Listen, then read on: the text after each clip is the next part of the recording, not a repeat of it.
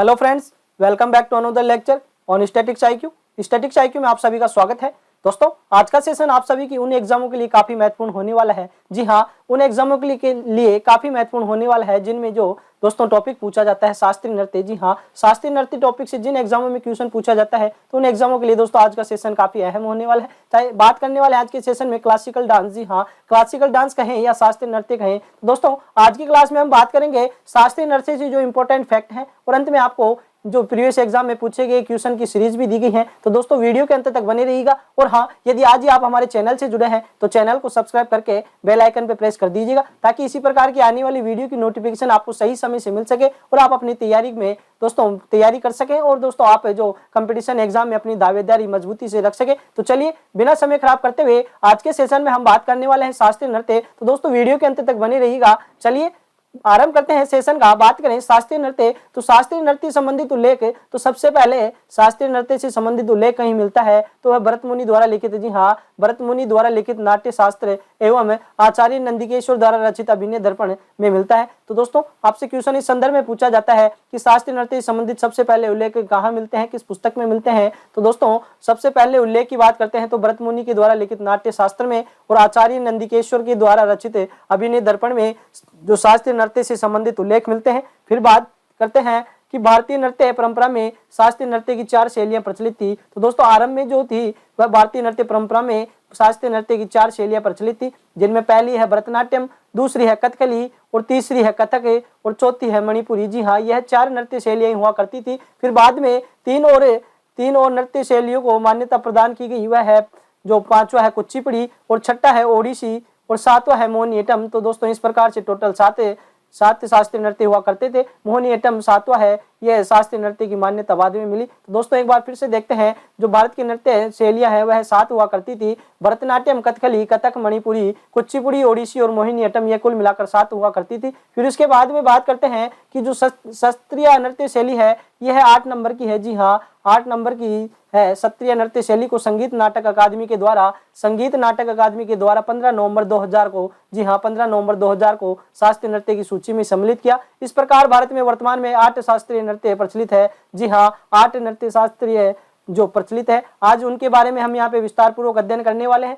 तो दोस्तों सबसे पहले हम बात करते हैं भारत में कुल कितनी वर्तमान में शास्त्रीय नृत्य शैलियां हैं, तो वह दोस्तों 8 है। सबसे पहले हम बात करने वाले भरतनाट्यम पर। जी हाँ, भरतनाट्यम पर बात करने वाले हैं। इससे संबंधित मुख्य फैक्ट किस प्रकार से एग्जाम में पूछे जा सकते हैं। भरतनाट्यम से पूछे जाने वाले जो नृत्यकार होते हैं, नृत्यांगनाएं होती हैं, उनसे हम आज यहाँ पे संपूर्ण विस्तार पूर्वक चर्चा करेंगे। दोस्तों जो भरतनाट्यम है यह नृत्य शैली का विकास तमिलनाडु में हुआ है। तो तमिलनाडु राज्य के अंदर भरतनाट्यम नृत्य का विकास हुआ है। 20वीं सदी में रुक्मिणी देवी अरुंडेल, जी हाँ रुक्मिणी देवी अरुंडेल, ई कृष्णा अय्यर के प्रयासों से इस नृत्य को पर्याप्त सम्मान मिला है। तो दोस्तों इसकी मुख्य नृत्यांगनाओं की बात की जाती है तो वह रुक्मिणी देवी अरुंडेल है। ई कृष्णा अय्यर के प्रयासों से इस नृत्य को पर्याप्त सम्मान मिला है। और दोस्तों जिन विद्यार्थियों ने भी हाल ही में एसएससी सीजीएल की प्री एग्जामिनेशन दी है तो उन सभी को पता होगा कि शास्त्रीय नृत्य से प्रत्येक शिफ्ट में एक क्वेश्चन पुटअप हो रहा था। और दोस्तों एक क्वेश्चन प्रत्येक शिफ्ट में यहाँ पे पुटअप हो रहा था। तो यह दोस्तों शास्त्रीय नृत्य का जो टॉपिक है यह आपकी आने वाली, चाहे वह एसएससी की सीजीएल मेंस की एग्जाम हो, सीएचएसएल हो 10+2 हो या एसएससी जीडी की वैकेंसी जो एग्जामिनेशन आपकी नजदीक आने वाली है, या दोस्तों रेलवे की किसी प्रकार की आपकी वैकेंसी आने वाली है या एग्जाम आने वाली है, उन सभी एग्जामों के लिए काफी महत्वपूर्ण टॉपिक है। तो दोस्तों अंत तक बने रहिएगा। तो चलिए अब बात करते हैं भरतनाट्यम में शारीरिक प्रक्रिया को 3 भागों में बांटा गया है। तो भरतनाट्यम में दोस्तों जो शारीरिक प्रक्रियाएं होती हैं इनको 3 भागों में बांटा गया है, जिनमें पहला है समभंग, अभंग और त्रिभंग। तो यह 3 भागों में बांटा गया, तो आपको यह भी पता होना चाहिए। चलिएगा बात करते हैं भरतनाट्यम के प्रमुख कलाकार या जो नृत्य करने वाले हैं तो उनके बारे में। तो है पद्मा सुब्रमण्यम, यामिनी कृष्णमूर्ति, मृणालिनी साराभाई, मल्लिका साराभाई, मीनाक्षी सुंदरम पिल्लई और सोनल मानसिंह, स्वप्न सुंदरी, बाला सरस्वती और अलामेल वल्ली है। ये सभी जो भरतनाट्यम के प्रमुख मुख्य कलाकार और ये एग्जाम में क्वेश्चन पूछे जाते हैं। और दोस्तों यह जो प्रमुख कलाकारों का क्वेश्चन पूछने का क्रम है, ट्रेंड है, वह एसएससी के एग्जामों में तो मुख्य रहता है। तो दोस्तों आपकी यदि एसएससी की किसी प्रकार की एग्जाम है, चाहे वह सीजीएल हो, सीएचएसएल हो या एमटीएस हो या एसएसजीडी हो, उनमें यहाँ से क्वेश्चन पूछे जाने वाले हैं। तो दोस्तों इन नामों को आप ढंग से देखिएगा। चलिए अब बात करते हैं अगले शास्त्रीय नृत्य कथकली की। और कथकली जो केरल का शास्त्रीय नृत्य, यह भी आपको पता होना चाहिए, कथकली केरल का शास्त्रीय नृत्य है। इस नृत्य में पुराणों की कथाओं के आधार पर बनाया जाता है,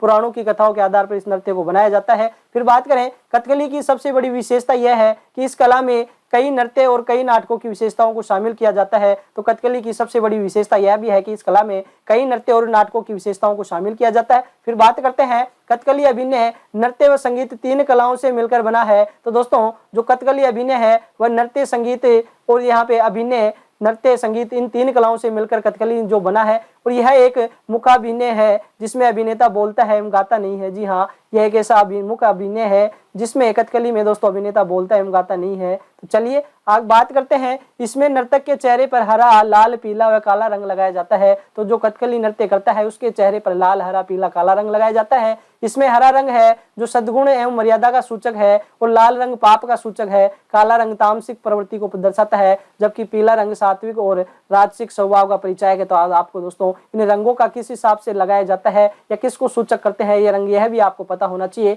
फिर बात करें कथकली नृत्य के प्रमुख कलाकार, तो कलाबंडलम रामन कुट्टी नायर है, वेजिटक्कल है, कृष्णा कुट्टी नायर है, रीता गांगुली है, सदानम कृष्ण कुट्टी है। तो दोस्तों रीता गांगुली से अभी हाल ही में एसएससी सीजीएल में क्वेश्चन पूछा गया है, तो यह भी आपको पता होना चाहिए। चलिए अब बात करते हैं अगले शास्त्रीय नृत्य मोहिनीअट्टम। तो दोस्तों केरल के ही हैं जो यहाँ पे मोहिनीअट्टम नृत्य है, और मोहिनी का आशय है लुभावना और अट्टम का अर्थ है नृत्य। तो लुभावना नृत्य इसका दोस्तों, या इससे आज मोहिनीअट्टम का आशय है लुभाने वाला नृत्य से है। तो दोस्तों मोहिनीअट्टम के दोनों शब्दों को तोड़कर देखते हैं तो उसका शाब्दिक अर्थ हमारे सामने निकल के आता है लुभाने वाला नृत्य, और यह मोहिनीअट्टम का शाब्दिक अर्थ है। और यह केरल का एक शास्त्रीय नृत्य है। तो दोस्तों मोहिनीअट्टम है जो कि केरल का एक शास्त्रीय नृत्य है, और यह एकल महिला द्वारा प्रस्तुत किया जाने वाला नृत्य है। तो दोस्तों एग्जामिनर यहाँ से क्वेश्चन पुटअप कर सकता है कि कौन सा नृत्य एकल महिला के द्वारा प्रस्तुत किया जाता है। तो दोस्तों मोहिनीअट्टम नृत्य एकल महिला के द्वारा प्रस्तुत किया जाता है। तकनीकी के स्तर पर मोहिनीअट्टम कथकली और भरतनाट्यम के बीच का है। तो दोस्तों जो मोहिनीअट्टम नृत्य है वह तकनीकी के आधार पर देखा जाए तो कथकली नृत्य और भरतनाट्यम के नृत्य के मध्य का नृत्य है। चलिए अब बात करते हैं मोहिनीअट्टम में इशारों की भाषा भरतनाट्यम के समान तथा आंखों की अभिव्यक्ति कथकली के समान होती है। इसीलिए दोस्तों इन दोनों के मध्य का इसे नृत्य कहा जाता है। कि जो मोहिनीअट्टम में इशारों की भाषा तो भरतनाट्यम के समान होती है, जबकि आंखों की अभिव्यक्ति कथकली नृत्य के समान होती है। मोहिनीअट्टम नृत्य को पुनर्जीवित करने में तीन लोगों की भूमिका महत्वपूर्ण मानी जाती है, जिनमें है स्वाति थिरुनल राम वर्मा, वल्लतोल नारायण मेनन, कवि केरल मंडलम संस्था के संस्थापक हैं वल्लतोल नारायण मेनन, और कलामंडलम कल्याण कुट्टी। जी हाँ, कलामंडलम कल्याण कुट्टी अम्मा, जिसे दोस्तों द मदर ऑफ मोहिनीअट्टम के नाम से भी यहाँ पे जाना जाता है। तो दोस्तों यह क्वेश्चन एसएससी के द्वारा पूछा जा चुका है, और आगे आने वाली आपके एग्जामों में भी पूछे जाने की प्रोबेबिलिटी काफी अधिक है कि कलामंडलम कल्याण कुट्टी अम्मा है जिन्हें द मदर ऑफ मोहिनीअट्टम भी कहा जाता है। तो आपको यह भी पता होना चाहिए। फिर बात करते हैं मोहिनीअट्टम के प्रमुख कलाकारों से। तो दोस्तों जया प्रभा मेनन है, पल्लवी कृष्णन है, विजया लक्ष्मी है, हेमा मालिनी है और गोपिका वर्मा है, प्रमुख मोहिनीअट्टम के कलाकार हैं। फिर बात करते हैं कुचिपुड़ी शास्त्रीय नृत्य पर। तो कुचिपुड़ी है यह आंध्र प्रदेश की नृत्य शैली है। कुचिपुड़ी नृत्य का सबसे अधिक लोकप्रिय रूप है जो मटका नृत्य है। तो दोस्तों यह क्वेश्चन भी आपको एसएससी के एग्जाम में पूछा जा चुका है कि मटका नृत्य जो कुचिपुड़ी नृत्य का सबसे अधिक लोकप्रिय रूप है, तो मटका नृत्य किस शास्त्रीय नृत्य का सबसे लोकप्रिय रूप है। इस प्रकार से क्वेश्चन पूछा जा चुका है जो कि अभी हाल ही के एसएससी एग्जाम में पूछा गया है, जिसमें एक नर्तकी मटके में पानी भरकर और उसे अपने सिर पर रखकर पीतल की थाली में पैर जमा कर नृत्य करती हुई यहाँ पे दर्शाई जाती है। और यह कुचिपुड़ी नृत्य में ही दोस्तों मटका नृत्य किया जाता है। फिर बात करें कुचिपुड़ी का संगीत शास्त्रीय नाटक कर्नाटक संगीत होता है। तो दोस्तों जो कुचिपुड़ी का संगीत होता है वह शास्त्रीय कर्नाटक संगीत होता है। कुचिपुड़ी के प्रमुख कलाकार की बात की जाती है तो आता है भावना रेड्डी, यामिना रेड्डी, कौशल्या रेड्डी, राजा रेड्डी एवं राधा रेड्डी, वेम्पति चन्नाल सत्यम भी दोस्तों यह प्रमुख कुचिपुड़ी नृत्य के कलाकार हैं। फिर बात करते हैं अगले शास्त्रीय नृत्य ओडिसी नृत्य की। तो यह उड़ीसा का शास्त्रीय नृत्य है। तो दोस्तों नाम से ही यहाँ पे पता चलता है कि जो ओडिसी नृत्य है यह उड़ीसा राज्य में की जाती है, और यह उदयगिरी खंडगिरी की गुफाओं में इस नृत्य के कुछ प्रारंभिक उदाहरण मिलते हैं। तो दोस्तों जो उड़ीसा के अंदर उदयगिरी की पहाड़ियां हैं, खंडगिरी की गुफाएं हैं, इनमें इस नृत्य की कुछ प्रारंभिक उदाहरण मिलते हैं। फिर बात करते हैं हम यहाँ पे ब्रह्मेश्वर मंदिर के शिलालेखों। जी हाँ, उड़ीसा के ब्रह्मेश्वर मंदिर के शिलालेखों, कोणार्क के सूर्य मंदिर में जो केंद्रीय कक्ष में इसका उल्लेख भी मिलता है। तो दोस्तों जो ओडिसी शास्त्रीय नृत्य है इसका उल्लेख कोणार्क के सूर्य मंदिर में जो केंद्रीय कक्ष है उसके अंदर मिलता है। ओडिसी नृत्य में भगवान कृष्ण के बारे में, जी हाँ, ओडिसी नृत्य में भगवान कृष्ण के बारे में प्रचलित कथाओं के आधार पर नृत्य किया जाता है। तो दोस्तों जो ओडिसी शास्त्रीय नृत्य है इसमें जो भगवान कृष्ण के जो प्रचलित कथाओं के आधार पर यह नृत्य किया जाता है। इस नृत्य में उड़ीसा के परिवेश और वहाँ के सबसे लोकप्रिय देवता भगवान जगन्नाथ की महिमा का गान किया गया है। तो दोस्तों उड़ीसा के भगवान जगन्नाथ काफी प्रसिद्ध है, वहाँ पे दोस्तों भगवान जगन्नाथ की रथ यात्रा भी निकाली जाती है, तो यह भी आपको पता होना चाहिए। और जो ओडिसी नृत्य है इस नृत्य में उड़ीसा का दोस्तों सामान्य परिवेश के बारे में और वहाँ की जो सबसे लोकप्रिय भगवान या देवता है जगन्नाथ की महिमा का गान किया जाता है, यह फैक्ट भी आपको पता होना चाहिए। अब बात करते हैं ओडिसी नृत्य के प्रमुख कलाकार। तो ओडिसी नृत्य के प्रमुख कलाकार में नंबर 1 पे आता है केलुचरण महापात्रा, संयुक्ता पणिग्रही, सोनल मानसिंह, कुमकुम मोहंती, माधवी मुदगल, अरुणा मोहंती और गीता महालिक और शेरोन लोवेन, ये दोस्तों ये यूएसए की है। तो यह प्रमुख ओडिसी नृत्य है, ओडिसी नृत्य के प्रमुख कलाकार हैं। फिर बात करते हैं अगले शास्त्रीय नृत्य मणिपुरी नृत्य है और यह नृत्य पूर्वोत्तर राज्य के मणिपुर में प्रचलित है। तो दोस्तों जो मणिपुरी नृत्य है वह मणिपुर राज्य में प्रचलित है। इस नृत्य का मुख्य विषय है रासलीला। तो दोस्तों क्वेश्चन इस प्रकार पूछा जा सकता है कि रासलीला किस नृत्य का मुख्य विषय है। तो दोस्तों मणिपुरी नृत्य का जो मुख्य विषय आता है वह रासलीला आता है। चलिए इसी क्रम में आगे बढ़ते हैं और अन्य फैक्ट के ऊपर बात करते हैं कि अन्य प्रकार के शास्त्रीय नृत्य से इसकी खासियत यह है कि इसमें घुंघरू नहीं पहने जाते। तो दोस्तों अभी तक जो भी आपको शास्त्रीय नृत्य बताए गए हैं उन सभी में घुंघरू पहनकर किए जाते हैं, जबकि मणिपुरी ऐसा शास्त्रीय नृत्य है जिसमें घुंघरू नहीं पहने जाते हैं। आधुनिक समय में इसको पुनर्जीवित करने का श्रेय महाराजा भाग्यचंद्र को जाता है। तो दोस्तों अभी वर्तमान में इसको वापिस पुनर्जीवित करने का जो श्रेय है महाराज भाग्यचंद्र को जाता है। तो यह भी आपसे क्वेश्चन पुटअप कर सकता है। गुरुदेव रविंद्रनाथ टैगोर ने भी इसके विकास के लिए महत्वपूर्ण भूमिका निभाई है। तो दोस्तों मणिपुरी नृत्य के दोस्तों विकास के लिए गुरुदेव रविंद्रनाथ टैगोर ने भी काफी महत्वपूर्ण भूमिका निभाई है। बात करते हैं मणिपुरी जो नृत्य शास्त्रीय नृत्य है इसके प्रमुख कलाकारों की, तो वह नाम आता है गुरु नभ कुमार, गुरु विपिन सिंह, झावेरी बहनें हैं जिनका नाम है नयाना, सुवर्णा, दर्शना और रंजना, ये सभी हैं जो कि मणिपुरी नृत्य से संबंधित है। चलिएगा अब बात करते हैं अगले शास्त्रीय नृत्य पर कथक है। और कथक नृत्य है जो प्रमुख रूप से उत्तर प्रदेश में प्रचलित है। जी हाँ, उत्तर भारत का प्रमुख नृत्य कथक है। कथक का आशय है कथा कहने से। तो दोस्तों कथक शास्त्रीय नृत्य के अंदर कथा कहने के माध्यम से दोस्तों इस प्रकार से नृत्य किया जाता है कि वह कथा कहते हैं और इस नृत्य को नटवरी नृत्य के नाम से भी जाना जाता है। तो दोस्तों यह क्वेश्चन एसएससी के एग्जाम में पूछा जा चुका है। जी हाँ, एसएससी की एग्जाम में पूछा जा चुका है। तो यह आपके लिए आगे आने वाले एग्जामों के लिए भी दोस्तों पूछे जाने की प्रोबेबिलिटी अधिक है, क्योंकि नटवरी नृत्य जो कथक नृत्य का ही उपनाम है। इस प्रकार से दोस्तों क्वेश्चन पूछा जा सकता है। इस नृत्य की शास्त्रीय शैली को लेडी लीला सोखे ने पुनर्जीवित किया है। तो दोस्तों जो कथक नृत्य की शास्त्रीय शैली है इसको जो पुनर्जीवित करने का कार्य किया है वह लेडी लीला सोखे ने किया है और पंडित बिरजू महाराज, जी हाँ, कथक नृत्य के प्रमुख जो नृत्यकार है कलाकार है पंडित बिरजू महाराज, और यह दोस्तों यूपी लखनऊ घराना से संबंधित है। यह भी क्वेश्चन पूछा जाता है और यह आपकी एसएससी की एग्जाम में पूछा हुआ क्वेश्चन भी है कि पंडित बिरजू महाराज किस घराने से संबंधित है या किस शास्त्रीय नृत्य से संबंधित है। तो किस शास्त्रीय नृत्य से संबंधित है तो आपका आंसर होना चाहिए कथक है। और किस घराना से संबंधित है पंडित बिरजू महाराज, तो वह है लखनऊ घराना। तो इस प्रकार से क्वेश्चन पूछे जा चुके हैं। फिर बात करते हैं क्षत्रिय नृत्य की। तो वैष्णव संत शंकरदेव ने असम में इस नृत्य शैली को प्रचलित किया है। तो दोस्तों जो शास्त्रीय नृत्य शैली है ये भारत का नवीनतम शास्त्रीय नृत्य है। तो इसका दोस्तों प्रचलन किसने किया है तो वैष्णव संत शंकरदेव ने असम में इस नृत्य शैली को प्रचलित किया है। फिर बात करते हैं इस नृत्य शैली को संगीत नाटक अकादमी के द्वारा 15 नवंबर 2000 को शास्त्रीय नृत्य की सूची में शामिल किया है। तो दोस्तों इसको अभी जो 15 नवंबर 2000 में ही इसको शास्त्रीय नृत्य की सूची में शामिल किया है। इससे पहले भारत के 7 शास्त्रीय नृत्य हुआ करते थे और इसके शामिल होने के बाद भारत में कुल 8 शास्त्रीय नृत्य हो चुके हैं। इसमें विष्णु भगवान की पौराणिक कहानियों का वर्णन किया जाता है। तो दोस्तों शास्त्रीय नृत्य में जो पौराणिक कहानियों का वर्णन किया जाता है यह भी आपको पता होना चाहिए। शास्त्रीय नृत्य के प्रमुख कलाकारों में आता है मनीराम दत्ता मोख्तर, इंदिरा पीपी बोरा, परमानंद बोरबेन, जतिन गोस्वामी, रामकृष्ण लाकुलदार, कृष्णार्थी कश्यप और बापूराम बयन अतई है जो कि प्रमुख शास्त्रीय नृत्य के कलाकार हैं। फिर बात करते हैं अभी तक हमने जितने भी ये 8 भारत के शास्त्रीय नृत्य पढ़े हैं ये किस राज्य के प्रमुख शास्त्रीय नृत्य है, इस प्रकार से भी क्वेश्चन पूछा जा सकता है। तो चलिए बात करते हैं भरतनाट्यम पर। भरतनाट्यम है जो कि तमिलनाडु का शास्त्रीय नृत्य है। कथकली और जो मोहिनीअट्टम है ये केरल के, कथकली और मोहिनीअट्टम है केरल राज्य के शास्त्रीय नृत्य है। कुचिपुड़ी, पुड़ी आदि, तो इस प्रकार भी याद कर सकते हैं पुड़ी आदि, तो पुड़ी से कुचिपुड़ी से होने वाला आंध्र, आदि से होने वाला आंध्र प्रदेश। और शास्त्रीय नृत्य है जो असम का है ओडिसी नृत्य नाम से पता है। ओडिशा का मणिपुरी मणिपुर का है, और कथक है दोस्तों उत्तर प्रदेश या उत्तर भारत का प्रमुख शास्त्रीय नृत्य है। तो यह आपको समस्त 8 शास्त्रीय नृत्यों के बारे में विस्तार पूर्वक चर्चा कर चुके हैं, जिनमें चाहे दोस्तों इनके प्रमुख कलाकारों से क्वेश्चन पूछा जाने वाला हो, या दोस्तों इसकी स्थापना किसके द्वारा की गई, कब की गई, कहाँ की गई, किस प्रकार से की गई, इसका प्रमुख नृत्य कौन सा है, इस प्रकार के समस्त क्वेश्चनों पर मुख्य फैक्ट पर जो है आपके एग्जाम ओरिएंटेड फैक्ट होते हैं उन पर चर्चा कर चुके हैं। तो दोस्तों अब समय है इसके संबंधित क्वेश्चन क्विज लगाने का। तो सबसे पहले क्वेश्चन पर बात करते हैं, निम्नलिखित में से किन ग्रंथों में शास्त्रीय नृत्य का उल्लेख मिलता है। तो दोस्तों जो भरत मुनि का नाट्य शास्त्र हो और जो एक अभिनय दर्पण है, उन दोनों में दोस्तों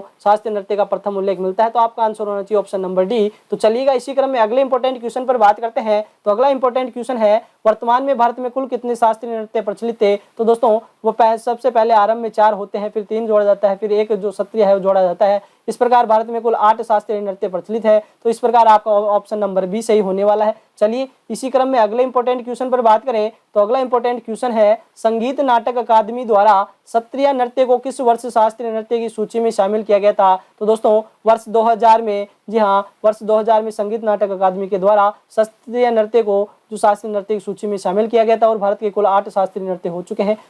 चलिए अगले इंपॉर्टेंट क्वेश्चन पर बात करते हैं, कथकली और मोहिनीअट्टम किस राज्य के शास्त्रीय नृत्य है। तो दोस्तों कथकली और जो मोहिनीअट्टम राज्य जो किस राज्य के शास्त्रीय नृत्य है, तो केरल राज्य के शास्त्रीय नृत्य ही आपको पता होना चाहिए। चलिएगा अगले इंपॉर्टेंट क्वेश्चन पर बात करते हैं। अगला इंपॉर्टेंट क्वेश्चन है, निम्नलिखित में से किस शास्त्रीय नृत्य में शारीरिक प्रक्रियाओं को 3 भागों में बांटा है। तो दोस्तों जो भरतनाट्यम किया जाता है इसमें शारीरिक प्रक्रियाओं को 3 भागों में बांटा है, जिनमें है समभंग, अभंग और त्रिभंग है, जो कि दोस्तों आपका ऑप्शन नंबर ए सही होने वाला है। चलिएगा अगले क्वेश्चन पर बात करते हैं। अगला क्वेश्चन है, मटका नृत्य किस शास्त्रीय नृत्य का लोकप्रिय रूप है। तो दोस्तों जो कुचिपुड़ी नृत्य है आंध्र प्रदेश का प्रमुख शास्त्रीय नृत्य है, इसका दोस्तों शास्त्रीय नृत्य का लोकप्रिय रूप क्या है, मटका नृत्य। तो आपका ऑप्शन नंबर बी सही होने वाला है। चलिए इसी क्रम में अगले इंपॉर्टेंट क्वेश्चन पर बात करें तो वह है आप सभी के सामने, निम्नलिखित में से किन्हें द मदर ऑफ मोहिनीअट्टम, जी हाँ द मदर ऑफ मोहिनीअट्टम के नाम से जाना जाता है। तो दोस्तों आपका ऑप्शन नंबर सी, कलामंडलम कल्याणकुट्टी अम्मा, जी हाँ कलामंडलम कल्याणकुट्टी अम्मा को द मदर ऑफ मोहिनीअट्टम के नाम से जाना जाता है। तो आपको